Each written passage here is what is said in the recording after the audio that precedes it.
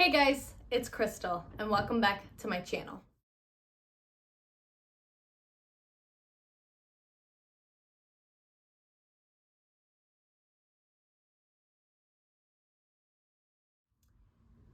This is part 2 of my most anticipated reads for the year. Right off the bat, I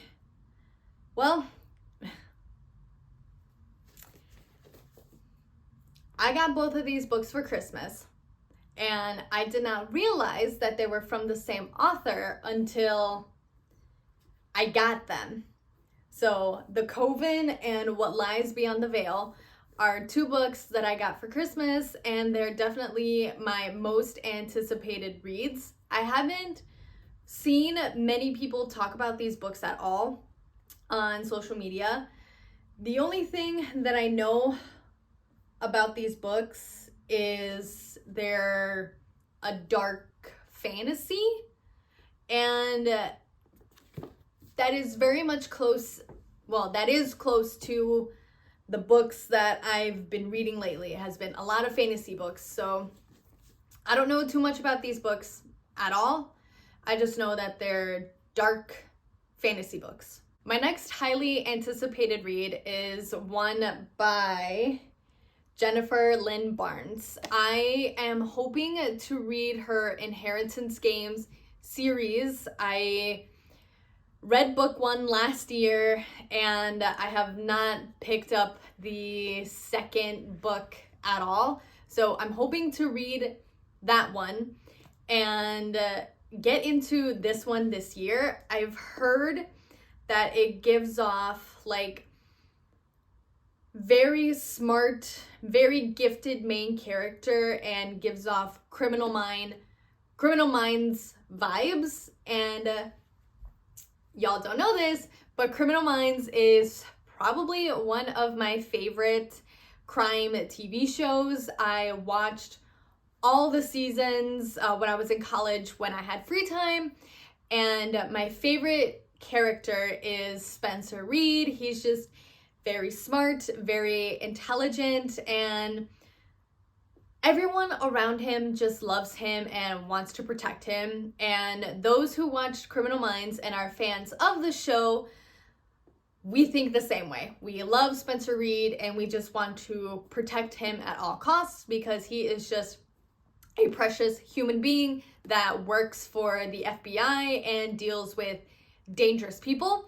So I've heard that this book gives off those kind of vibes, and I am really excited to read this book and to read something different, something that isn't fantasy at all. Like, sometimes I need some of that YA fiction every now and then, especially as a reset. So The Naturals is another very anticipated read for me this year. I know I've talked about this book on my channel, but this is another highly anticipated book I hope to get into this year. Red Rising, I hear, is a sci-fi Hunger Games, or it just gives off Hunger Game vibes, if I remember correctly. But I've heard good things about this series.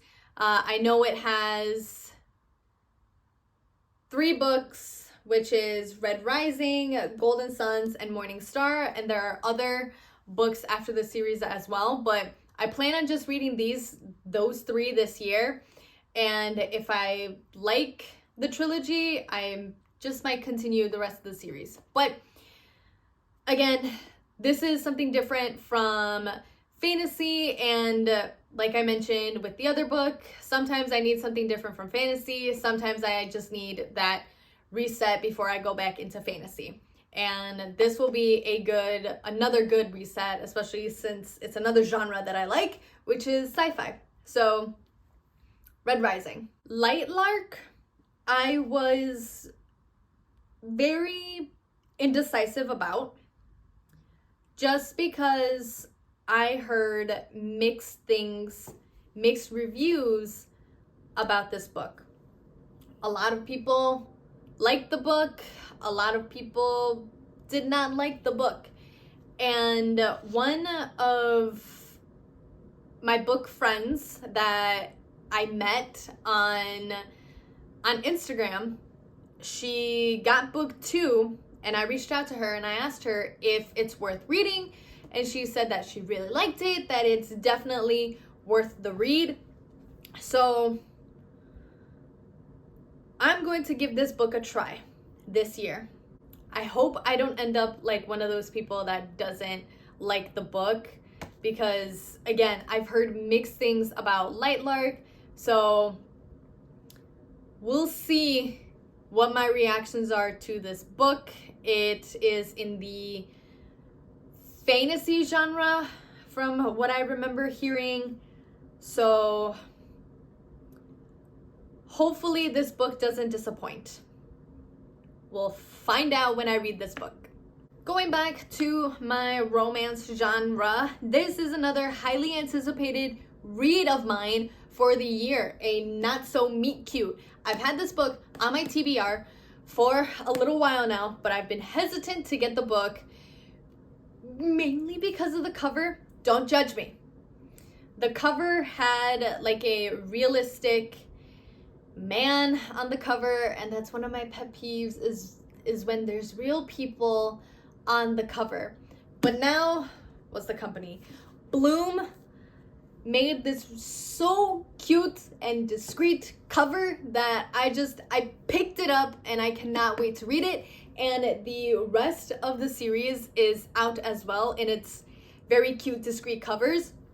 So a very highly anticipated read of mine, just because I'm excited to read it, and I might read this over the summer because it's giving summer vibes just by the cover.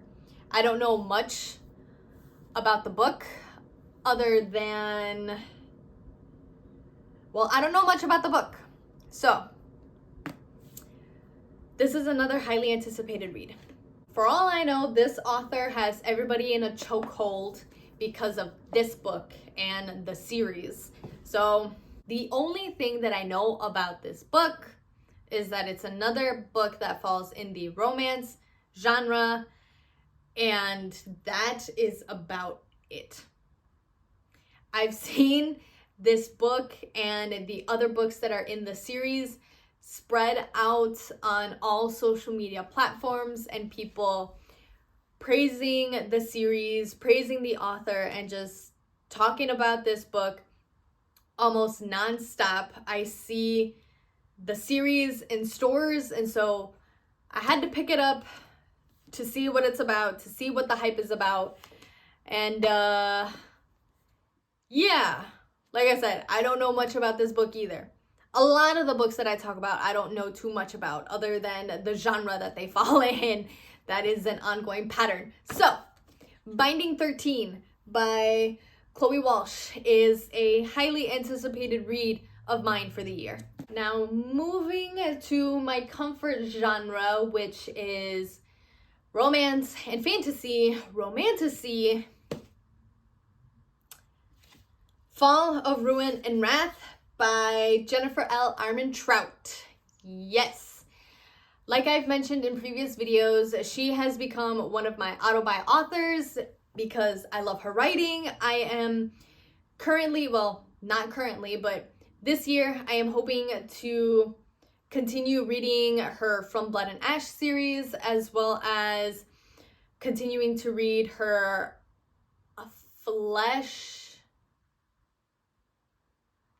her prequel series to From Blood and Ash. And this is another one I hope to read. This is a new one that she came out with just last year.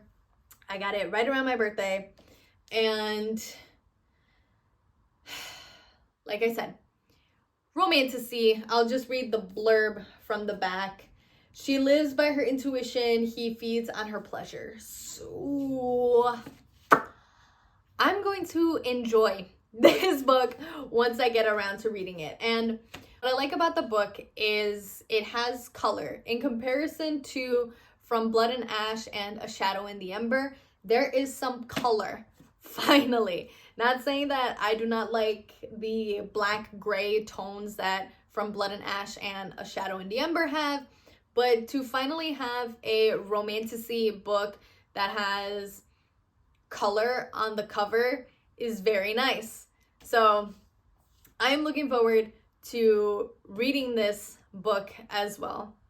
Again, she is one of my auto-buy authors and probably very quickly becoming one of my favorite authors. I have seen this book everywhere. I've seen many people on social media, on Bookstagram and Booktok, talk about this book, and I had to pick it up. It is I don't want to get it wrong, but I believe it is a YA fantasy. From what I remember people talking about is that there is some romance undertones, but it's not the main plot point, which again will be a nice refresher from just reading romance books or fantasy books that are heavy on the romance or just anything fantasy. This will be like a nice breath of fresh air to have romance be the undertone and whatever else happens in the book just be the main point and not just romance. And I believe the second book comes out this year, so I need to read this to find out the hype, to understand the hype before the second book. So Powerless is another highly anticipated read. Going back to fantasy, romance, romantasy, The Serpent and the Wings of Night is another highly anticipated read. I got this book for Christmas and I saw many recommendations for this book, especially after reading Fourth Wing. Listen, I am in my dragon reading era, my fantasy era, my fairy reading era. So, what I understand from this book is that obviously, yes, it's fantasy. There's romance in it. But if I remember seeing correctly, there are dragons in this as well. Let me open up. Never mind. Not dragons, vampires. So, it's on par with what I've been reading. From Blood and Ash has mythical creatures, werewolves, dragons, and vampires as well. So this is on par from what I've been reading in previous books. And another highly anticipated read of mine. And I cannot wait to read it. Because again, I've heard good things about it. And I feel a little left out that I didn't read it right away after Fourth Wing. So, yeah. I know I've talked about this book, Starbringer, in another video that I posted.